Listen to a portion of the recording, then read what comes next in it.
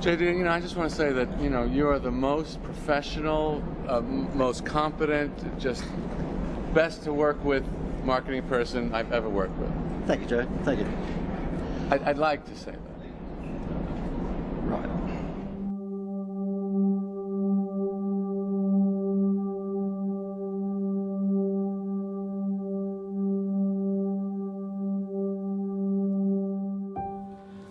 I guess my career started way back at school when I was in year 10. I was part of a committee for the De La Salle Catholic school that I went to put together a fete. And we were a little bit cheeky, the group of guys, there were 4 or 5 of us, and we decided to create a haunted house in the multi-car garage of the De La Salle brothers. The reason that comes to mind in terms of the start of my entrepreneurship is because the school fetes up until then were pretty much donut stands and guess the weight of someone and throw the 20-cent coin on a little platform to win the prize. And when we came up with the haunted house idea to put that in the garage of the brothers' home, the school fete that year had a record takings because we just thought outside the square. Throughout the career that I've had, in my 20s, I set up a business. Well, first of all, I actually worked for the Woolworths company in a national marketing role. So I stopped at Woolworths for a few years in the national marketing role, and then I eventually left, probably my mid-20s, and set up my own business called Dynamic Ideas. It was called the Dynamic Ideas Company.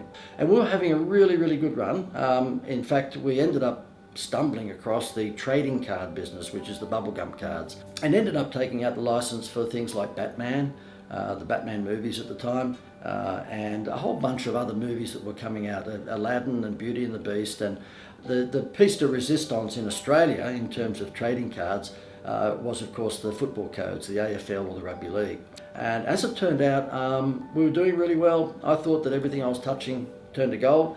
Until one day I had a phone call from the general manager of my business. We had about 24 staff, and he explained to me that he had made a big printing mistake.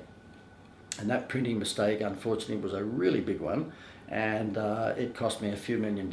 And as it turned out, we lost our home and we basically lost everything.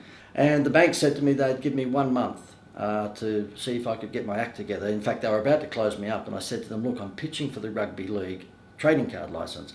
And if I get that, I'm pretty confident that I'll make all that money back pretty quickly.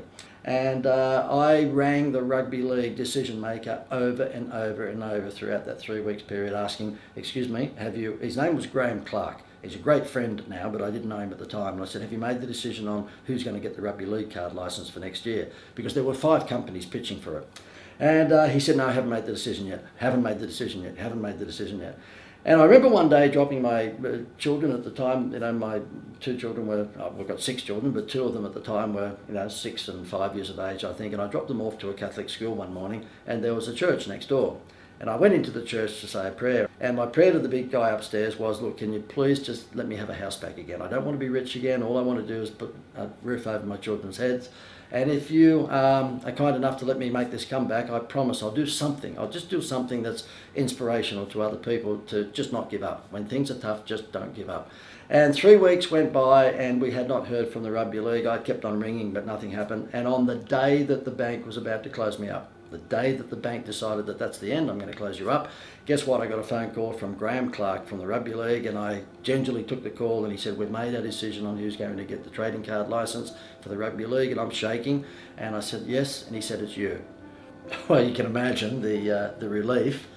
It was a pretty stressful time leading up until that phone call. So we got straight into producing the Rugby League trading cards. I was pretty confident that that would give me the comeback that I needed, and that's exactly what happened. We took the trading cards from $2 million the year before to $12 million. We 6-folded the sales of them in just 1 year. I made all of the money back that I had lost, paid off all the creditors, and we were back on even keel again. And at that point I said to my wife, look, I've got to pay back to the guy upstairs. He's been pretty kind to give us this remarkable comeback in such a short period of 12 months. So when I sold the business and we had some money, I decided to pay back by producing a TV program. And that TV program was all about delivering dreams for needy people, people who were doing it tough, much tougher than what I was doing it. And it was called Dreams Can Come True. And just fantastic dreams. A little boy in a wheelchair that played basketball, wheelchair basketball, wanted to meet Michael Jordan. We made sure that he did more than meet him. Michael Jordan took him to lunch in the Michael Jordan restaurant in Chicago. We had Princess Di meet a little girl who unfortunately had suffered from cancer, and the little girl just dreamed of one day meeting Princess Di. We made that happen. And at the end of putting that series together, I got back to my knitting, I guess you would say, and that is marketing, consultancy. And I set up this business that I'm running right now, and it's called the Institute of Wow.